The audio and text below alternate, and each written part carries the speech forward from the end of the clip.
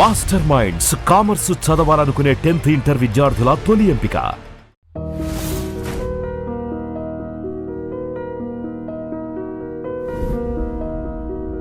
కానీ పార్టీ పెట్టిన ఎన్నో ఏళ్ల తర్వాత ఎందుకు మీరు డైరెక్ట్ పాలిటిక్స్ లోకి వచ్చారు అంటే 1996లో మీరు కూడా ఉన్నారు బట్ పోటీ చేయలేదు. అదే 96 వరకు మీరు పోటీ చేయలేదు కదా. పోటీ చేయమన్నారు సార్. అప్పుడు 2 సంవత్సరాలు అక్కడ ఖాళీగా వచ్చేది. 2 సంవత్సరాల తర్వాత ఆ ఎమ్మెల్యే పదవి పోయి నన్ను నిలబడాలనుకున్నాను. నేను ఇప్పుడు ఇది ఉంది, ఇప్పుడు నేను మాజీ ఎమ్మెల్యే అనిపించుకోవాలి. ఇప్పుడు వచ్చినా కూడా ఇంకా నాకేం కొన్ని సంవత్సరాల బాధ్యత ఉన్నాయి. ఈ లోపు 5 రూపాయలు నెక్స్ట్ ఎన్నికల్లో నేను నిలబడతాను. అక్కడ నిలబడతాను అన్నాను. తర్వాత నెక్స్ట్ ఎన్నికల్లో నేను వెళ్ళలేకపోయాను. నేను అక్కడ అవుట్డోర్లో ఉండిపోయిన వర్షాలు, హెవీ రైట్స్. ఆయన మెసేజ్ నాకు అందరి వరకు ఫోన్ చేస్తాను. మా మెసేజ్ అంత ఉంటుంది. ఒకసారి నాకు ఫోన్ చేయాలి, ఒకసారి ఫోన్ చేయాలి. నాకు అందట్లో మెసేజ్. ఎన్నికలు అయిపోయింది. మినిస్ట్రీ ఫాలో చేశాడు. నేను వెళ్ళిన తర్వాత తిట్టాడు, కొట్టొచ్చాడు. నీకు బుద్ధి ఉందో ఇప్పుడు చూశాడు. మన ఇద్దరం కలిసి ఉన్నంత కాలం నువ్వు నేను ఎప్పుడు కలిసి ఉండాలి మన జీవితాలకు. ఇప్పుడు మినిస్టర్ అయ్యి ఉండేవాడు నువ్వు. కళ్యాణయ్య నాకు బ్యాట్ నువ్వు కామెడీ చేయకూడదు తర్వాత అని నేను సంతృప్తి పడిపోయాను. తర్వాత ఆయన చనిపోయే ముందు ఒక రోజు నన్ను పిలిచాడు. పొద్దున్నే ఫోన్ చేశారు. మన వెళ్ళాను. ఏంటనే పిలిచాడు. ఏది రాత్రల్లా నాకు నిద్ర పట్టలేదు. అందరికీ చేశాను. ఏదంటే నీకు ఒక్కడికే చేయలేదు. ఇండస్ట్రీలో ఏదో చేయాలంటే ముందు నీకే చేయాలి. నేను మన ఇద్దరికి అనుబంధం ప్రకారం మరి ఏది నేను మర్చిపోయానా ఏంటి నాకు నాకు కలతతో రాత్రిలో నాకు చదవట్లేదు. మనకి రాజ్యసభ సీట్లు వస్తున్నాయని నేను పంపిస్తున్నాను. చాలా సంతోషం ఉంటాను. ఈరోజు నేను కలిపాను.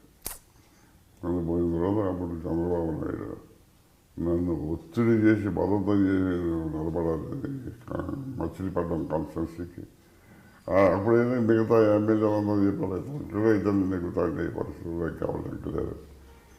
అందుకే చంద్రబాబు నాయుడు నన్ను బతిమాలి నాకు వద్దని అన్నాను. ఎందుకంటే 2 days టైమే ఉంది అక్కడ. సరే నన్ను మీద తప్పించుకుంటున్నాను నిలబడతానని చెప్పి నిలబడ్డాను.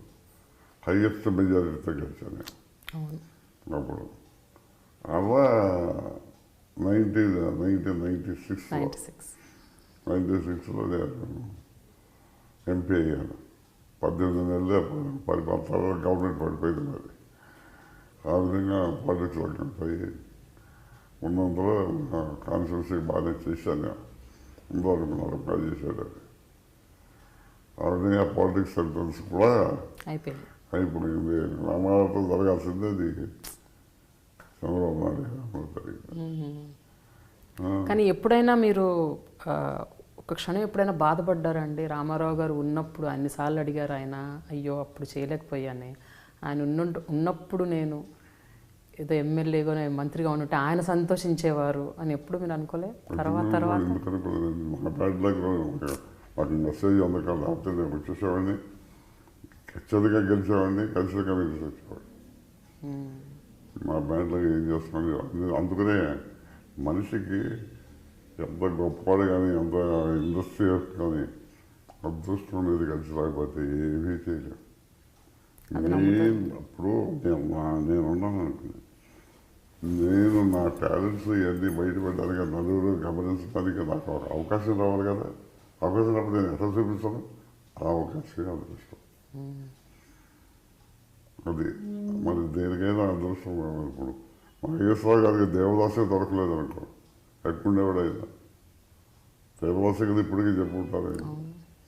అలా ఒక్కొక్కడికి ఒక్కొక్కటి కలిసి వస్తూ ఉంటుంది. ఆ తర్వాత మీరు ఎందుకు రాజకీయాలకి, తెలుగుదేశం పార్టీకి అన్నిటికీ దూరం అయిపోయారు? ఎందుకంటే నాకు తృప్తిగా ఇది వ్యాపార వాళ్ళకి నేను ఆ విధంగా నేను చేయలేదు. నా మనసు ఒప్పట్లేదు. అది అన్నీ నీచమైన అబద్ధాలు ఆడుతున్నది, లంచాలు ఇవన్నీ నాకు ఎందుకన్నా నా మెంటాలిటీకి అది సరిపోదు అని తప్పుకుంటాను. తప్పుని బయటకు వచ్చిన తర్వాత చాలామంది పార్టీల వాళ్ళు అడిగారు, మేము నిలబడ్డాను, మా పార్టీలో వద్దులేండి, నేను రామారావుని కలిసి ఆశయంతో పెట్టాము, ఆనాడు ఒక ఆశయంలో పెట్టాము, ఆయన పోయాడు, నాకే పెద్ద ఇంట్రెస్ట్ లేదండి, కృష్ణుడు వెళ్తాం. కానీ సార్ స్వచ్ఛంగా నిజాయితీగా లంచాలు తీసుకోకుండా ఉండలేరంటారా రాజకీయాల్లో? అంటే కనీసం ఎవరో లేదండి, ఆ నాయకులు వేరు, వేరేది వాల్ బహదూర్ చేస్తారు, వేరేది పటేల్, వేరేది నెహ్రూ, వేరేది గాంధీ. వాళ్ళ ఆ రోజుల్లో అసలు ఇవి ఉండేది వాళ్ళకి. ఏదైనా ఇష్యూ పార్లమెంట్లో పోటాడుకున్నారంటే పాయింట్ మీద ఇష్యూ మీద పోటాడుకున్నారు, బయట వస్తే మళ్ళీ ఫ్రెండ్స్. ఇక్కడ అది కాదే, కత్తి చూసుకుంటారు, పోటాడుకుంటారు, కొట్టుకుంటారు, వాళ్ళు అంశాలు నానా బీభత్సాలు చూస్తారా కాదు బాగా. ఈ రోజుల్లో ఏదో మారిపోయింది కంప్లీట్. దాంట్లో లంచాలు ఎందుకు వస్తుంది పేపర్లో మనం ఈ చండాల పనులు. అప్పట్లో రాజకీయ ప్రచారాల్లో కానీ ప్రచార సభల్లో కానీ ఎన్టీఆర్ గారు కానీ లేకపోతే పార్టీ సభ్యులు కానీ ఎవరు వ్యక్తిగత దూషణలు చేసేవారు కాదండి? ఎందుకని అడుగుతున్నానంటే ఈ ప్రశ్న, ఇప్పట్లో ఉన్నన్ని టీవీలు పేపర్లు అప్పట్లో లేవు. సో అప్పట్లో ఎవరెవరు ఎలా మాట్లాడేవారు, ఏం మాట్లాడేవారు? అప్పుడు బిగినింగ్లో వ్యక్తిగత దోషాలు ఉండేవి కాదండి. ఏదన్నా నన్ను పాలసీ మీద దూషించుకోవచ్చు, తప్పలేదు. అది పార్టీ పాలసీలో అయ్యేది. వ్యక్తిగత ఇప్పుడు మరీ అసలు వ్యక్తిగత దోషాలు అయిపోయింది. ఇప్పుడు ఏ దోషాలు చంద్రబాబు నాయుడు ఎంత జగన్ వ్యక్తిగతంగా దూషించుకుంటున్నారు, కానీ అసలు పాలసీల మీద దూషించుకుంటున్నారు. అలాగే ఇంకొకరు 3 మంది చూస్తున్నాం మనం.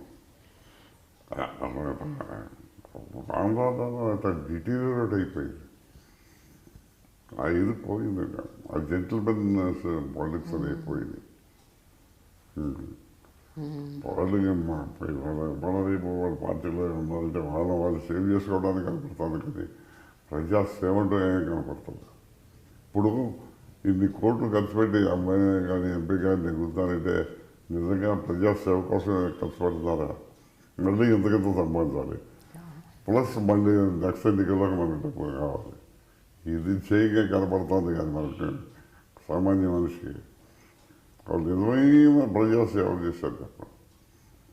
ఆనాడు లాల్ బహదూర్ శాస్త్రి గారు నేను ఒక ఆర్టికల్ చదివాను. ఆయన రైల్వే మినిస్టర్గా ఉండగా నెహ్రూ గారు సిమ్లా నుంచో లేకపోతే ఇక్కడ ఫారెన్ నుంచో వస్తున్నాడు, ఇది రిసీవ్ చేసుకున్నాను ఎయిర్పోర్ట్కి. కూర్చోండి కూర్చున్నాను. ఇది చూసి డ్రైవర్ శాస్త్రి అట్లే డ్రైవర్ దరిద్రంగా, ఇవాళ నువ్వు భారతదేశం ఉన్నది మినిస్టర్లు జీవితం ఎందుకంటే మంచి చిరిగిపోయాడు, చొక్కాలు చిరిగిపోయాడు. నేను ఏదైనా అసహ్యంగా ఉందంటే ఏమైనా నన్ను తెలిసి చెప్పంటారా అని నాకు ఉన్నాయి 2 చదువులండి. ఈ చదువులో దొరుకుతున్నామండి, నాకు ఇప్పుడు చదువు కూడా ఉతిగా ఆరేస్తాను, రేపు దొరుకుతుంటానండి. ఇదండి నాకు నెహ్రూ కానీ బట్ట నీళ్ళు కాచేసి సరే ఉండండి అని ఇలా నా కాదాం కబురు చెప్పుకుంటారు, అన్ని కాదామని డ్రైవర్తో చెప్పండి పలానా చదువుకు అమ్మ డ్రైవర్ అక్కడ ఆగిపోయింది, ఇప్పుడే ఉండి వస్తానని చెప్పి ఆయన వెళ్ళి బట్టల షాప్ పడ్డారు. అక్కడికి వెళ్ళి ఒక 6 డజన్ పంచులు, 6 డజన్ పై పంచులు, 6 డజన్ వాల్చలుగా తెప్పించి, ఇదిగో శాస్త్రి నేను కొనుక్కునే స్తోమత తాహత లేదని కావట్లా, అది ఫ్రెండ్గా ఇస్తున్నాను. ఎందుకంటే నువ్వు సిన్సియర్ అవ్వకుండా నీకు టైం నాకు కొనుక్కోవడానికి నేను ఇస్తాను తీసుకుని. సరేనండి మీరు ఫ్రెండ్గా ఇస్తున్నారు కాబట్టి నేను తీసుకుంటాను. మరి అంత స్వార్థంగా అంత నిస్వార్థంగా ఈ రోజులో పనిచేసే చోట ఉన్నారు.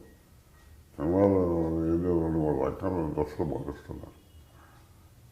మరి ఆ చిరిగిపోయిన సెంట్రల్ మినిస్టర్